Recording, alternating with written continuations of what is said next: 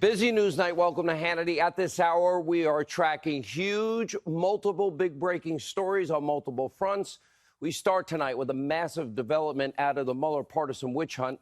Tonight, more evidence has emerged that Bob Mueller's 448-page report was nothing but pure political garbage full of errors put there purposefully.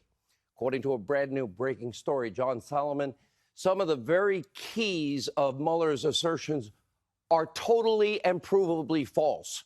For example, the Mueller report describes Paul Manafort's Ukrainian business partner as a shady individual with ties to Russian intelligence.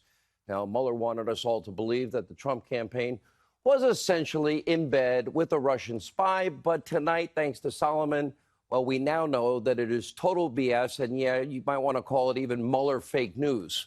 Now, Manafort's business partner was actually a sensitive intelligence source for the U.S. State Department.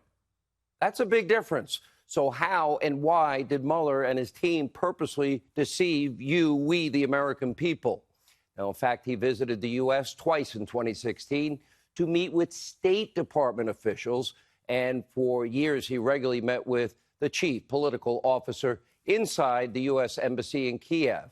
Now, Mueller had all the access to all this information, which means that he and his merry band of all Democratic donors, no Republican donors, all Trump haters, that means they lied in that report. And get this, Mueller cast a dark shadow on this individual's request to present a Ukrainian peace plan to the Trump campaign in 2016. But guess what John Solomon discovered? Well, he discovered that the very same plan was presented to the Obama administration the very same year, and Mueller's team knew it. Now, Mueller, why would he print that? Solomon is not the first reporter now to raise these concerns. He will not be the last. Now, what this ends up being is outright deception, outright lying from Mueller and, of course, his Democratic donor friends that he appointed. Now, just the latest in what is a very disturbing pattern of lies, misinformation, character assassination, because remember on Monday, we first reported that Mueller deceptively edited a transcript from former Trump attorney John Dowd, who was on this program and called that report a fraud. And during a privileged routine call between attorneys, remember, they originally had a joint defense agreement. Well, Mueller conveniently omitted Dowd's statement that his request for communication was, quote, not only for the president, but for the country, and that he was not asking for any confidential information. That exculpatory evidence was totally ripped out. That is a classic Andrew Weissmann, Mueller's pit bull, his tactics. You may remember Sidney Powell's book, License to Lie. Weissmann, on multiple occasions, had withheld exculpatory evidence in the past. Why was he ever appointed? And that's not all. Let's not forget Mueller's 9-minute-long diatribe just last week when the media got all ginned up and they were full of hope and hope and anticipation that they finally got the president. Well, that ended up being debunked a few hours later because, in fact, for the DOJ policy, indicting a sitting president was never a consideration. And Mueller had said that numerous times. So his press conference was an absolute contradiction of everything he had said. And remember, in a joint statement hours later, the DOJ, that means Attorney General Barr, the special counsel's office, they were forced to totally walk back and clarify the 9.5 minutes that Mueller was commenting.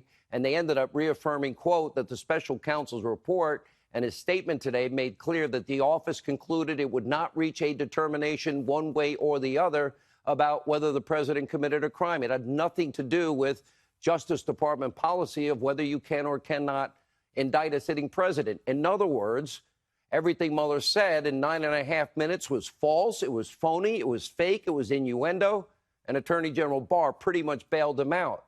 And in that press conference, he really was begging Nadler not to testify or be subpoenaed because he knows that he has to answer questions from Jim Jordan, Mark Meadows, Devin Nunes, who will join us in a few minutes. He doesn't want to answer questions like, well, Mr. Mueller, when did you know there was no collusion? And when you found out, why didn't you end this witch hunt?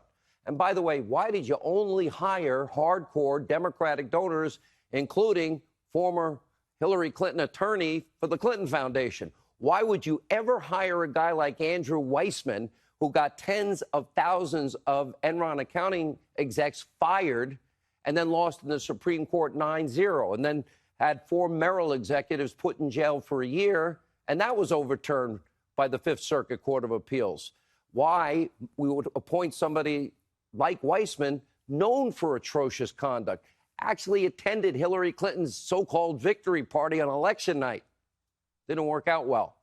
So the pattern is clear. What we see now time and time again, the special counsel manipulates information to unjustly impugn a duly elected president of the United States. And by the way, if Mueller had time for taxi medallions and loan applications and FARA violations and so forth, why didn't he have time for the dirty Russian dossier that Hillary Clinton paid for, that's full of Russian lies and disinformation that actually was used to influence the American people?